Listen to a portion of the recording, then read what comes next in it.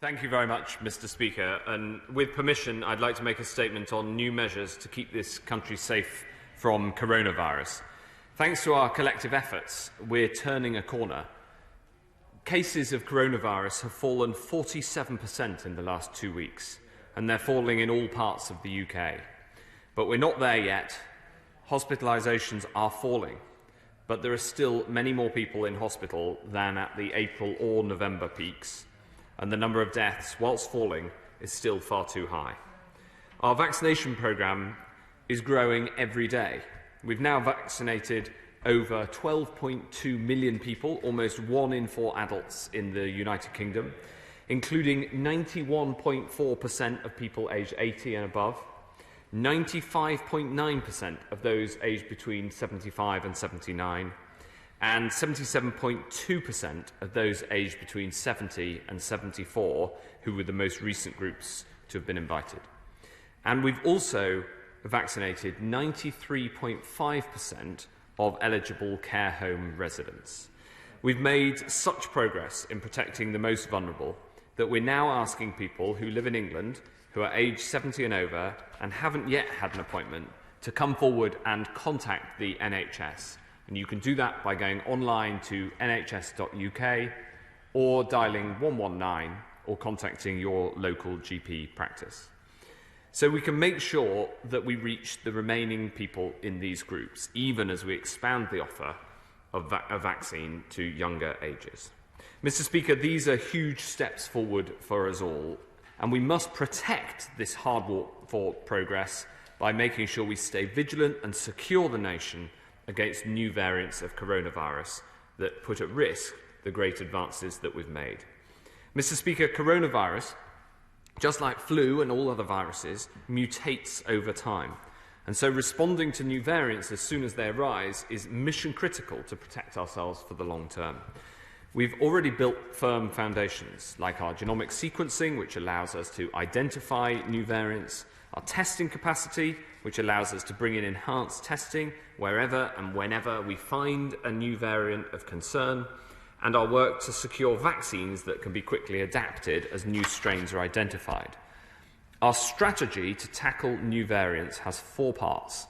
First, the lower the case numbers here, the fewer new variants we get. So the work to lower case numbers domestically is crucial. Second, as I set out to the House last week, is enhanced contact tracing, surge testing and genomic sequencing. We're putting this in place wherever a new variant of concern is found in the community, like in Bristol, Liverpool and, as of today, Manchester. Third is the work on vaccines to tackle variants as set out yesterday by Professor Van Tam. And fourth, health protection at the border to increase our security against new variants of concern arriving from abroad. And Mr. Speaker, I'd like to set out to the House the new system of health measures at the border that will come into force on Monday. The new measures build on the tough action that we've already taken. It is, of course, illegal to travel abroad without a legally permitted reason to do so, so it's illegal to travel abroad for holidays and other leisure purposes. For the minority who are travelling for exceptional purposes, they will be subject to a specific compliance regime and end-to-end checks throughout the journey here. Every passenger must demonstrate a negative test result 72 hours before they travel to the UK, and every passenger must quarantine for 10 days. Arriving in this country involves a 2-week process for all. We've already banned travellers altogether from the 33 most concerning countries on our red list, where the risk of a new variant is greatest unless they're a resident here. But even with these tough measures in place, we must strengthen our defences yet further. I appreciate what a significant challenge this is. We've been working to get this right across government and with airport operators, passenger carriers and operational partners, including Border Force and the police. I want to thank them all for their work so far. And we've been taking advice from our Australian colleagues, both at ministerial level and from their leading authorities on quarantine. The message is everyone has a part to play in making our borders safe. And I know this is a very difficult time for both airlines and ports, and I'm grateful to them for working so closely with us. You have such an important role to play in protecting this country and putting in place a system so we can securely restart travel when the time is right. The whole team at the borders working together. Mr. Speaker, let me set out the three elements of the strengthened end-to-end system for international arrivals coming into force on 15th of February.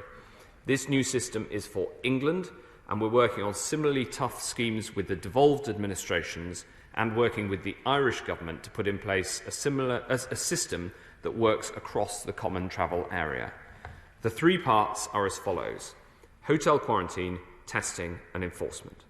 First, Mr. Speaker, we're setting up a new system of hotel quarantine for UK and Irish residents who've been in red list countries in the last 10 days. In short, this means that any returning residents from these countries will have to quarantine in an assigned hotel room for 10 days from the time of arrival.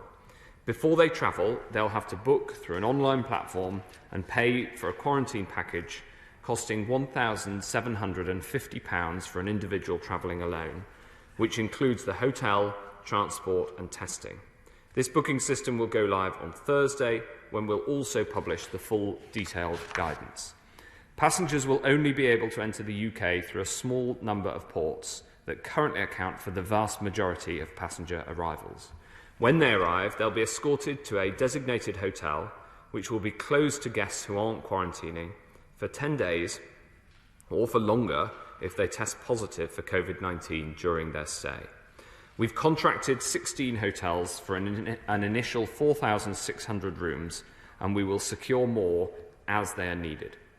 People will need to remain in their rooms and, of course, will not be allowed to mix with other guests, and there will be visible security in place to ensure compliance alongside necessary support, so even as we protect public health, we can look after the people in our care. Second, Mr. Speaker, we're strengthening testing.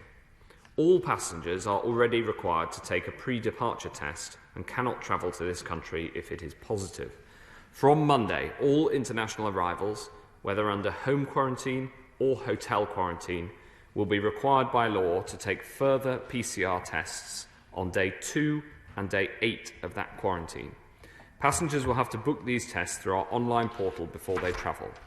Anyone planning to travel to the UK from Monday needs to book these tests, and the online portal will go live on Thursday. If either of these post-arrival tests comes back positive, they'll have to quarantine for a further 10 days from the date of the test and will of course be offered any NHS treatment that's necessary. Any positive result will automatically undergo genomic sequencing to confirm whether they have a variant of concern. Under home quarantining, the existing test-to-release scheme, which my right honourable friend, the Transport Secretary, has built so effectively, can still be used from day 5, but this will be in addition to the 2 mandatory tests.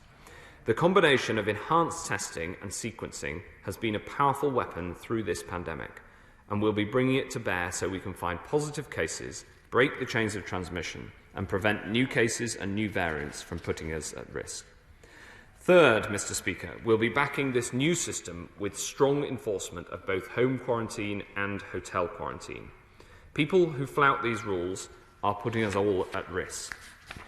Passenger carriers will have a duty in law to make sure that passengers have signed up for these new arrangements before they travel and will be fined if they don't. And we'll be putting in place tough fines for people who don't comply. This includes a £1,000 penalty for any international arrival who fails to take a mandatory test, a £2,000 penalty to any international arrival who fails to take the second mandatory test, as well as automatically extending their quarantine period to 14 days, and a £5,000 fixed penalty notice, rising to £10,000 for arrivals who fail to quarantine in a designated hotel. We're also coming down hard on people who provide false information on the passenger locator form.